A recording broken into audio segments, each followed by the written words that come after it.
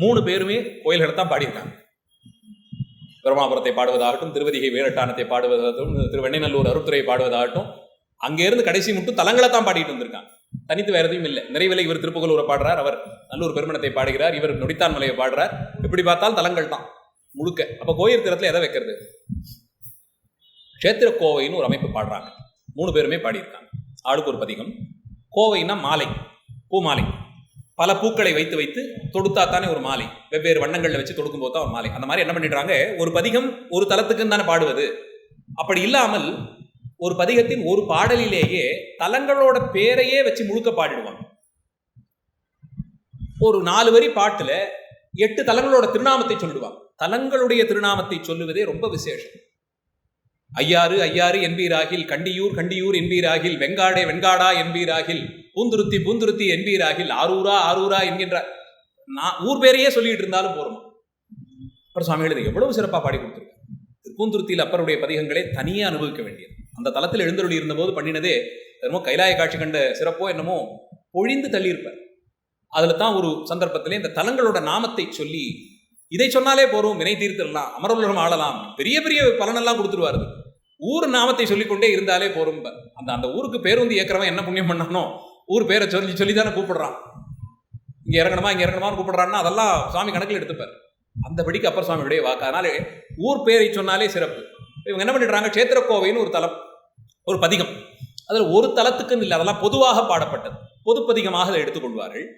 அப்படி சம்பந்த பெருமான் பாடும்போது திருவாரூர் தலத்திலிருந்து தொடங்கி தலங்களுடைய வரிசை ஒன்றை போடுகிறார். ஆரூர், தில்லை அம்பலம், வல்லம், நல்லம், வடக்கச்சி, அச்சருப்பாக்கம், நல்ல கூரூர், குடவாயில், குடந்தை, வெண்ணி, கடல்சூழ் கழிப்பாலை, தென்கோடி, பீடார் நீரூர், வயல் நின்றியூர், குன்றியூரும், குறுகாவையூர், நாரையூர், நீடு காணப்பேரூர், நன்னீள் வயல் நெய்த்தானமும், பிதற்றா பிறை சூடித்தன் பேரிடமே. 4 வரி பாட்டுல 3.5 வரிகள் தலங்களோட பேரை சொல்லிட்டு இருக்கிறார். கடைசி ஒரு அரை வழிக்கு இதெல்லாம் எம்பெருமான் உடையக்கூடிய தலம் தான், எல்லாம் தான் இருக்கா, இதுதான் பெருமானுக்கு விலாசம். இந்த மாதிரி பாடல் தோறும் இப்படியே வைத்து பாடிக்கொண்டே போவார். இதுல ஒரு சிறப்பு சுவாமிகளாச்சே, ஞானசம்பந்தராச்சே, அதனாலே பாடும்போது பள்ளின்னு அப்பர் சுவாமியிடம் பண்ணுவார். பள்ளின்னு முடியக்கூடிய பேரில் இருக்க எல்லா ஊரையும் ஒரு பாட்டில் வச்சிருவார். செம்பன் பள்ளி, நனிப்பள்ளி, அந்த மாதிரி பள்ளி பள்ளின்னு முடியறதுலாம், அந்த மாதிரி காடு காடு காடுன்னு முடியறது, அந்த மாதிரி ஒவ்வொன்றா அது அப்படி தொகுத்தெல்லாம் அப்பர் சுவாமிகள் ரொம்ப நயமாகவே பாடுவார். அந்த படிக்கு சுவாமிகள் ஞானசம்பந்தருடையது இந்த பதிகம். அப்பர் சுவாமிகள் தில்லை சிற்றம்பலமும் செம்பன் பள்ளியும்னு ஆரம்பித்து அவர் ஒரு பதிகம் பாடுகிறார். தில்லை சிற்றம்பலமும் செம்பன் பள்ளி, தேவன்குடி, சிராப்பள்ளி, தெங்கூர் கொல்லி குறிரரை பள்ளி, கோவல் வீரட்டம், கோகரணம், கோடிக்காவும், முல்லைப்புறவம், முருகம்பூண்டி, முழையூர், பழையாறை, சத்திமுற்றம், கல்லில் திகழ் சீரார் காலத்தியும், கைலாயநாதனையே காணலாமே, கட்சி பலதளியும் சென்று கைலாயநாதனையே காணலாமே, இப்படியெல்லாம் சொல்லி இங்கெல்லாம் இருப்பவன் திருக்கைலாயத்தில் இருக்கக்கூடிய பரம்பொருள் தான் இந்த தலங்களில் எல்லாம் இருக்கிறான். இந்த வைப்பு தலங்கள் அதிகமாக போனதுக்கு காரணமே அப்பர் சுவாமிகள் தான். எங்கெங்கே எந்தெந்த தலத்தை எந்த காலத்தில் எப்படி தரிசனம் பண்ணாரோ தெரியல. வைப்பு தலங்கள் எடுத்துக்கிட்டா சுவாமிகள் தான் அதிகப்படியாக பாடியிருக்காங்க. சில தலங்கள் எங்கே இருக்குன்னே தெரியல. சென்னைக்குள்ளே எழும்பூரெல்லாம் பாடி வச்சுட்டு போயிருக்கேன். இது தரிசித்து தான் பாடினாரா இல்லை தெரிந்து கொண்டே கூட சொல்லியிருக்கலாம். அந்த ஊர் அங்கே இருக்கு, அந்த தலத்தில் எப்படி ஒரு எம்பெருமான் இருக்கான்னு அவர் நினைத்துக் கொள்ளுகிறார். அந்த படிக்கு அத்தனை தலங்களையும் வைத்து பாடுவார். வைப்பு தலங்கள் அதெல்லாம் பதிகமா இருக்காது. ஒரு பாடல்ல ஒரு இடத்துல எங்கேயாவது வச்சு சொல்லிடுவாங்க. பல பெரிய பெரிய தலங்கள்லாம் கூட இப்போ பேரூர், பட்டீச்சரம் எல்லாம் வைப்பு தலமாகத்தான் சொல்லப்படுகிறது. கோவையில் இருக்கக்கூடிய பெரிய தலம். சுந்தரமூர்த்தி சுவாமிகள் நேரில் எழுந்தருளியே பதிகம் பாடினார்னு சொல்லப்படுகிறது. நமக்கு பதிகம் கிடைக்கல. வழுவூர் தான் வைப்பு தலம் தான். அது பெரிய திருத்தலம், வீரட்டத்தலம். அது மயிலாடுதுறையை சுற்றி சுற்றி எல்லா தலங்களையும் பாடியிருக்காங்க. அவ்வளவு முக்கியமான தலமாக இருந்தாலும் வைப்பு தலமாக தான் நமக்கு கிடைக்குது. வழுவூர் வீரட்டம் சொல்றாரு, கோவல் வீரட்டம், இதெல்லாம் அந்த படிக்க சொல்லுது. ஊர்த்தொகைன்னு சுந்தரமூர்த்தி சுவாமிகள் ஒரு தலம் ஒரு பதிகம் பாடுறார். காட்டூர் கடலே, கடம்பூர் மலையே, காணப்பேரூராய், கோட்டூர் கொழுந்தே, அழுந்தூர் அரசே, கொழுனர் கொல்லேரே, பாட்டூர் பலரும் பரவப்படுவாய், பனங்காட்டூரானே, மாட்டூர் அறவாது உன்னை பாட பணியாயே, உன்னை பாட பணியாயே. இப்படி ஒரு பதிகம் முழுக்க ஊர்த்தொகைன்னு வைத்து தொகுத்து பாடுவது தொகை. ஒரே பதிகத்திலேயே பல ஊர்களை வைத்து வைத்து தொகுத்து பாடின்னு இப்படி 3 பதிகங்கள். கோயிர்த்திரம், சிவாலயங்களினுடைய திருநாம பட்டியல். அதை பாடிய பிறகு உள்ளே போய் நம்ம என்ன பண்றோம், சுவாமியினுடைய திருவுருவத்தை சிந்திக்கிறோம். சிவன் உருவம் உள்ளே போய் அதான் நமக்கு உத்தேசம். கோயிலுக்கு போனால் சுவாமியைத்தான் தரிசனம் பண்ணணும். அப்படி தரிசிக்கும் போது எம்பெருமானுடைய திருவுருவத்தை தரிசிக்கணும். லிங்கமூர்த்தமாக தான் சுவாமி இருக்கார். பிரதான லிங்கமூர்த்தம் தான் அது. ஆசேதி மாச்சலம் எந்த பகுதிக்கு போனாலும் இந்தியாவிலே சிவபூஜையிலே பிரதானம் லிங்கமூர்த்தம் தான் வழிபாடு. அதை நாம சகல நிஷ்கல வடிவங்களாக சொல்லுகிறோம். அருவுருவத் திருமேனி, உருவம் இல்லாது அருவமாக இல்லாதுன்னு ரெண்டுத்துக்கும் நடுவில். உருவப் பொறிப்பு இல்லை, திருக்கண்கள் திருச்செவி இதெல்லாம் இல்லை. ஆனால் அதே நேரத்தில் வடிவம் இல்லாமல் வெற்றிடமும் இல்லை. ஒரு கல்லை அங்கே இப்படி நிறுத்தி இருக்கிறார்.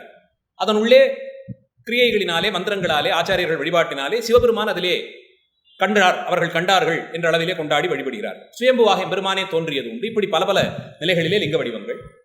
அந்த திருவுருவை தரிசிக்கும் போது நாம் உள்ளபடியே இந்த எம்பெருமான் தான் ஆதி மூல காரணம். முதல்ல தனித்து இவன் ஒருவன் தான் இருந்தான். அவனுக்கு வடிவம் இல்லை, சொல்ல நமக்கு தெரியாது, நாம பார்த்ததில்லை. திருநாமம் ஒன்று கிடையாது, ஒரு நாமம் ஒன்றில்லாருக்குன்னு தானே சொல்றோம். 1000 திருநாமம் கொட்டி நாம் பாடி நாம் வெள்ளையனம்ங்கிறார் இல்லையா? ஒரு நாமம் இல்லை, ஓர் உருவம் இல்லை. ஏன் இல்லைன்னா எல்லா வடிவங்களுக்குமே இருக்காரு, எல்லா உயிர்களுக்குள்ளேயும் கலந்துருக்கு. அப்போ ஓர் உருவம் இல்லை அவரை. அதனால் தான் நம்ம லிங்க வழிபாட்டா வச்சுக்கிறோம் முக்கியமா. ஏன்னா உருவமற்ற அந்த தன்மை தான் நமக்கு பரம்பொருளினுடைய தனித்துவமான வடிவம். ஏனைய திருவேடங்கள் எம்பெருமான் கொள்ளுகிறார். 5 திருமுகங்களிலிருந்து 25 மாகேஸ்வர மூர்த்தங்கள், 64 அட்டாட்ட மூர்த்தங்கள், இதெல்லாம் பலதும் உண்டு. லீலைகள் நிமித்தமாக விறகுவெட்டியாக வருகிறார், வீணை வாசிக்கிறார், இசை வல்லுநராக வருகிறார், கூலி ஆளாக வருகிறார், இன்னும் அநேக திருவேடங்கள் தரிக்கிறார். இதெல்லாமே எம்பெருமானுடைய திருவுருவம் தான். ஆனால் அது எதையும் பிரமுக்கியமான வழிபாட்டிற்கு கொள்ளாமல் முக்கியமாக கொள்ளுவது லிங்கமூர்த்தத்தை. அது அளவுக்குள்ளே ஒரு வரையறைக்குள்ளே ஒடுங்காதபடிக்கு. தட்சிணாமூர்த்தியாக வருகிறார்கள், 4 கரங்கள் 8 கரங்கள். அப்போ 8 கரங்கள்ல நின்றுடுது. லிங்க வடிவத்துக்கு எத்தனை கரங்கள்னா 1000 கரங்கள். அவர் தான் 1000 நீர் வளைப்போரும் 1000 தோல் உடையானும் நிறையா. 1000ன்னு ஒரு எண்ணிக்கைக்கு சொல்லிட்டாலே அது கணக்கில்லைன்னு தான் அர்த்தம். ஒரு பேச்சுக்கு 1000ன்னு சொன்னான், கணக்கில்லைன்னு அர்த்தம், அவ்வளவுதான். கணக்கில் இட்டு சொல்ல முடியாது. 1000 கைகளோடு ஒருத்தர் வந்து நின்னாருன்னா எண்ணி பார்த்து நம்ம தீர்த்துக்க முடியுமா? எப்படியுமே முடியாது.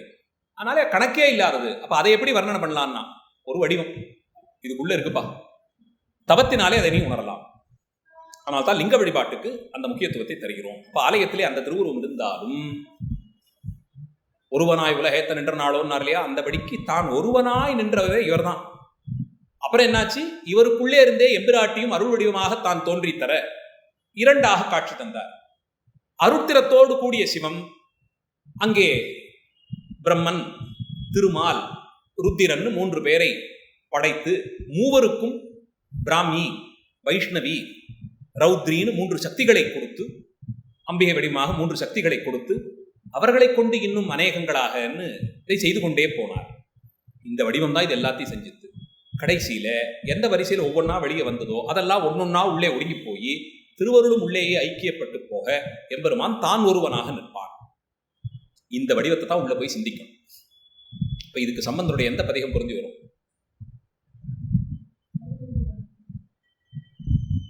ஓருருவாயினைன்னு தொடங்கக்கூடிய திரு எழுகூர்ச்சிருக்கை பதிகம். அதில் தான் இதை சொல்ல ஆரம்பிக்கிறார் சுவாமி. ஓருருவாயினை மானாங்காரத்து ஈரியல்வாய், ஒரு விண்முதல் பூதலம் ஒன்றிய இருசுடர் கும்பர்கள் பிறவும் படைத்தளித்து அழிப்ப மும்மூர்த்திகளாயினை. 1 2 3 அந்த மாதிரி இருவரோடு ஒருவன் ஆகி நின்றனை. அந்த 2 பேருக்கு நடுவே ருத்ரனா நீயே தானே போய் நின்று. ஏன்னா கடைசியில் எல்லாத்தையும் முடிக்கிற காரியம் ரொம்ப பெரிய காரியம். கடைசியா இருக்கிறதுக்கு யாருக்கு திராணி இருக்கோ, யாருக்கு திறமை இருக்கோ அவங்க தான் அதை செய்ய முடியும். பிரம்மனாலேயோ திருமாலாலேயோ அது முடியாது. ஏன்னா அவங்க தன்னை தாங்களே முடிச்சுக்கிட்டாலும் அதுக்கப்புறம் யார் இருக்கா? சுவாமி இருப்பார். அப்ப என்ன பண்றது? சுவாமி தானே ருத்ரனாக வந்தார், சம்ஹார ருத்ரனாக வந்தார். ஆச்சாரியர்கள் உருத்திரன் கொண்டாடுவது குனிருத்ரனை. அது பரம்பொருளான பெருமானே. அந்த ருத்ர சப்தம் வேற. வேதங்கள் எல்லாம் சொல்லியிருக்கக்கூடியது குனிருத்ரன் சொல்லக்கூடியவன். அவன் குணத்தினாலே அந்த வெளிப்பாடு. இது சம்ஹாரத்திற்கான ருத்ரன். இது மூவருக்குள்ளே ஒருவராய் கடைசியா அவரையும் உள்ள சேர்த்து பாருங்க. அப்போ அது கடைசியாக அவருமே உள்ளே ஒடுங்கக்கூடிய தன்மை தான். அந்த இடத்தில் இருவரோடு ஒருவன் ஆகின்றனை இப்படி ஆரம்பித்து ஒவ்வொன்றாக சொல்லிக்கிட்டேன். 1 1 2 1 1 2 3 2 1 1 2 3 4 3 2 1 1 2 3 4 5 4 3 2 1 அதே மாதிரி கடைசியா 1 2 3 4 5 6 7 6 5 4 3 2 1 வரைக்கும் வரணும். இப்படி மேலே போய் கீழே வரக்கூடிய இந்த ரதபந்தமாக சித்திரக்கவியாக எழுகூர்ச்சிருக்கை என்று பாடுகிறாரே, அதில் தான் இதை முழுக்க சொல்லியிருப்பார். இன்னும் சிலர் சொல்லுவாங்க, இது சம்பந்தர் வாக்காகவே சொல்லுவது, சம்பந்தர் திருமுறைகளை முழுவதும் பாராயணம் பண்ணணும். நேரம் இல்லை, என்ன பண்ணலாம்னா திருவள்ளுவற்றுக்கே 1 பாராயணம் பண்ணா போதும்ட்டாங்க. ஏன்னா இதிலே பெருமான் முதல் நிலையிலேருந்து சொல்லிட்டு வந்துடுவார். ஒரு ரூபாயினைங்கிறதே அந்த ஆரம்பிக்கும் போது அங்கே இருந்து ஆரம்பித்து எல்லா சாத்திரங்களையும் உள்ள வச்சுடுறார். முப்பொருள் உண்மையை போதுமான அளவுக்கு சொல்லிடுறார். வினை கொள்கையை வரையறை செஞ்சு கொடுத்துடுறார். இப்படி புராண சிறப்புகளை சொல்லிடுறார். வீரச் செயல்கள் எல்லாத்தையும் பாடி தீர்த்துடுறார் இந்த ஒரு பதிகத்தில். சீர்காழி தலத்திற்கு தலம் செய்த தவத்தினாலே பிறந்த அந்த ஞானப்பிள்ளை அந்த தலத்திற்கு தான் இந்த பதிகத்தை பாடி கொடுத்திருக்கார். இதிலே 12 திருநாமங்களையுமே வைத்து சொல்லிடுவார். அத்தனை திருநாமங்களையும் அங்கேயே வைத்து சொல்லி முடித்து விடுவார். அந்த அளவிலே பரன்முறை பயின்று எழுவாந்தனை வளர்க்கும் பிரமபுரம் பேணினைன்னு ஆரம்பிக்கிற இடத்துல இருந்து 60 முரலும் வேணுபுரம் விரும்பினை இகலி அமைந்து உணர் புகலிய மருந்தனை பொங்குனார் கடல் சூழ் வெங்குரு விளங்கினை பாணி மூவுலகம் புதையமேல் மிதந்த தோணிபுரத்து உறைந்தனை தொலையாயிர நதி வாய்ந்த பூந்தராய், இப்படி ஒவ்வொன்றா சொல்லிட்டு வந்து கடைசியா கழுமல முதுபதி கவுனியன் கட்டுரை கழுமல முதுபதி கவுனியன் அமையதன்மையர் ஆதலில் நின்னை நினைய வல்லவர் இல்லை நீள் நிலத்தே. இத்தனையும் சொல்லி முடிச்சுட்டு உன்னை நினைந்து உன் பெருமையை ஓத வல்லவர்கள் யாருமே இல்லைப்பா. இந்த உலகம் மட்டும் இல்லை, தேவர் உலகமும் சேர்த்து. பேர்பட்ட பெருமை இது ஒன்று பாடி முடிக்கும் போது நான் தெரிஞ்சுக்கிட்டேனே, உன் பெருமையை ஒருவராலும் ஓதி முடிக்க முடியாது பெருமானேன்னு சொல்லி. இதுதான் அருளாளருடைய பக்கம்.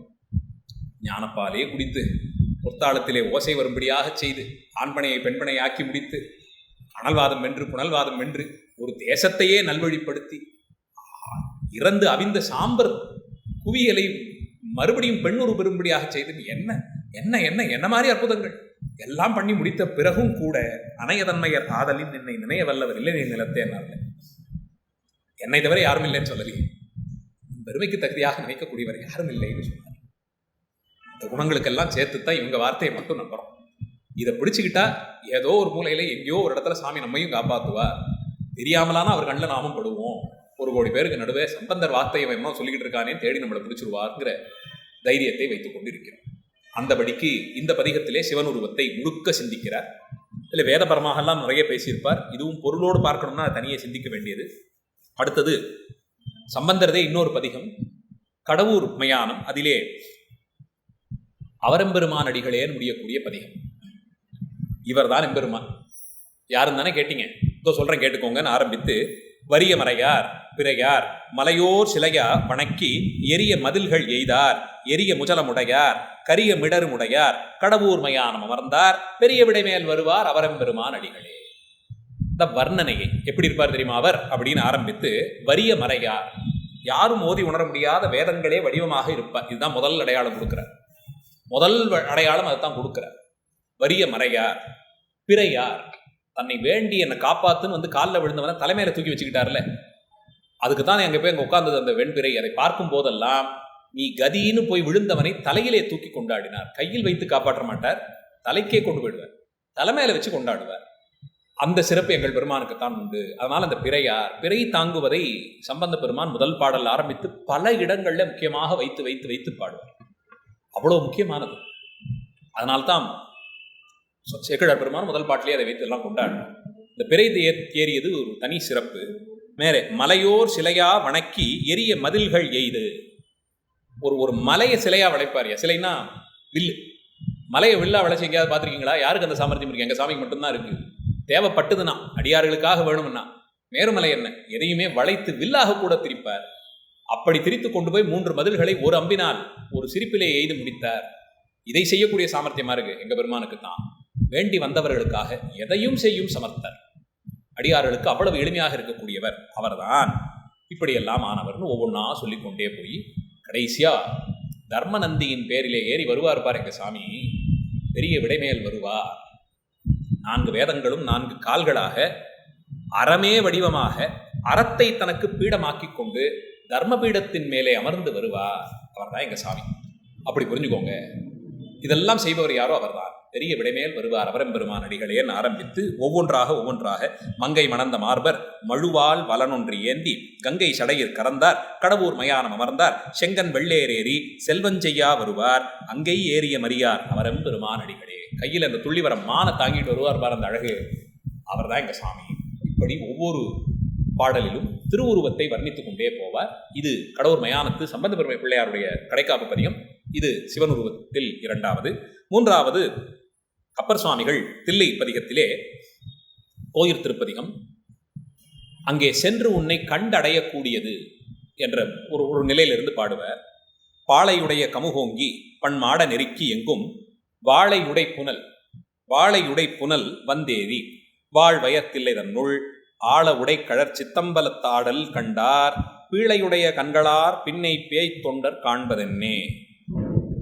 வேற என்னத்தை பார்க்க போறோம்? அந்த உருவம் தானே கேட்டீங்க. இத்தனை சிறப்பு பெற்றதில்லை அம்பலத்திலே. அம்பலவாணர் ஆடி மகிழ்கிறாரே, அந்த சிறப்பு, அந்த தாண்டவ தரிசனத்தை பார்ப்பதுதான். கீழே சம்பந்தருடைய முதல் பதிகத்தை வைத்து பார்க்கும்போது தத்துவார்த்தமாக கொண்டு சிவனுருவம் எப்படியெல்லாம் வெளிப்படுகிறது, ஒவ்வொரு நிலையிலும் எம்பெருமான் எப்படியெல்லாம் வேதப்பட்டு அந்த நிலை மாறி மாறி வருகிறது, அந்தந்த உலகத்திலே இருப்பவர்களுக்கு தகுதியாக எப்படி தன்னைத்தான் காண்பித்து தருகிறார், இதையெல்லாம் பாடிக்கொண்டு சென்று மேலே இவ்வுலகிலே இருக்கக்கூடிய நாம் வழிபடுவதற்கு தகுதியாக எம்பெருமான் ஏற்றருளிய தனித்துவமான சின்னங்களை எல்லாம் எடுத்து சொல்லி அவர் பாடியது. அப்பர் சுவாமிகள் ஆனந்தத்தின் வெளிப்பாடாக அம்பலவாணர் ஞானானந்த தாண்டவம் புரிகிறார் இல்லையா, அந்த திருவுருவத்தை வர்ணித்து பாடி இதை பார்ப்பதுதான் கடனே, அந்த ஆனந்த தாண்டவத்தை சிந்தித்துக் கொண்டே இருப்பதுதான் கடனே என்ற நிலையிலே அங்கே சென்று இந்த ஆனந்த தாண்டவத்தை காண்பதை விடவும் கண்பற்ற பயன் வேறு என்னங்கிற பொருள்பட பாடிய பதிகம். அது கோயிற் திருப்பதிகமாகவே இருக்கக்கூடியது. தில்லை குறித்து பாடிய பதிகம். அதை கோயிற் திறத்திலே சேர்த்துக் கொள்கிறோம். அப்பர் சுவாமிகளுடைய பதிகமாக.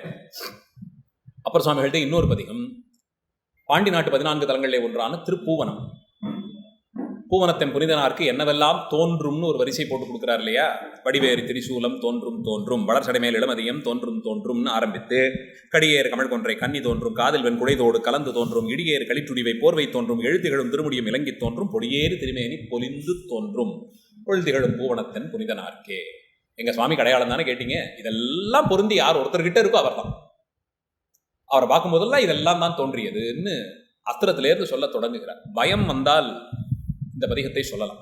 ஏதாவது கூடாத கனவு ராத்திரி வேளைகளிலே, இல்லை சின்ன குழந்தைகள் இரவு வேளையிலே யான சொப்னத்திலே பார்த்து என்ன காரணம்னு எனக்கு தெரியாத அளவுக்கு பாவம் பயத்தில் இந்த குழந்தைகள்லாம் அலரும் இல்லையா, அப்பெல்லாம் திருநீர் பூசி விட்டு இந்த பதிகத்தை சொல்லுவது. அதுக்கு புரியறதோ இல்லையோ அந்த சப்தம் அங்கே போய் செய்கிற வேலையை செஞ்சுடும். நம்ம இதெல்லாம் வீட்டில் பெரியவர்கள் செய்து பார்த்தது பாட்டியெல்லாம். அதனாலே திருப்புவனத்து பதிகத்தை சொல்லும் போது எம்பெருமானுடைய திருவுருவம் அதில் முதல்ல அஸ்திரத்தை சொல்லி தொடங்குகிறார். வடிவேறு திரிசூலம் தோன்றும், சூலத்தையும் இடபக்குரியையும் நினைத்து கொண்ட மாத்திரத்திலேயே கெட்டது எதுவும் நெருங்காதுன்னு சொல்லப்பட்டிருக்கு. அதனால தான் அந்த அஸ்திரமந்திரம்னு சொல்லி எந்த பொருளையும் சுத்தி செய்யக்கூடிய சிறப்பு அஸ்திரமந்திரத்திற்கு ஆச்சாரியத்தை உபதேசமாக பெற்று செய்வது.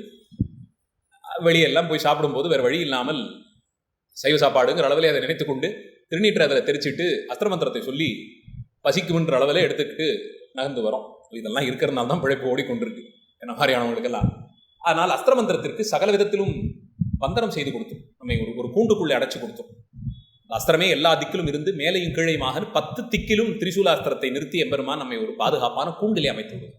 ஆனால் பிரயாண கதியிலே பயம் ஏற்படுவதோ இல்லை எதிர்பாராத திடீர்னு ஏதான ஒரு பிரயாணத்தின் போது வரக்கூடிய சிரமங்கள், தடங்கல்கள், இது மாதிரி பயம் கொள்ளுவது, திடீர்னு உணர்ச்சி பெருக்கெடுப்பது, குழந்தைகள் அழுவது, இது மாதிரியான காலங்களிலே இடி இடிப்பது, திடீர்னு வெப்பநிலை மாறிப்போய் அடர் மழை பெய்வது, வெள்ளக்காடு, இந்த மாதிரியான சூழலிலே சூறாவளி இதெல்லாம் வரக்கூடிய காலத்தில் இந்த பூவனம் பதிகத்தை பாடி எம்பெருமானுடைய திருவுருவத்தை சிந்தித்தால் எம்பெருமானுடைய திருவுருவத்தின் சமீபத்திலே இது போன்ற துசகுணங்கள் ஏற்படாது.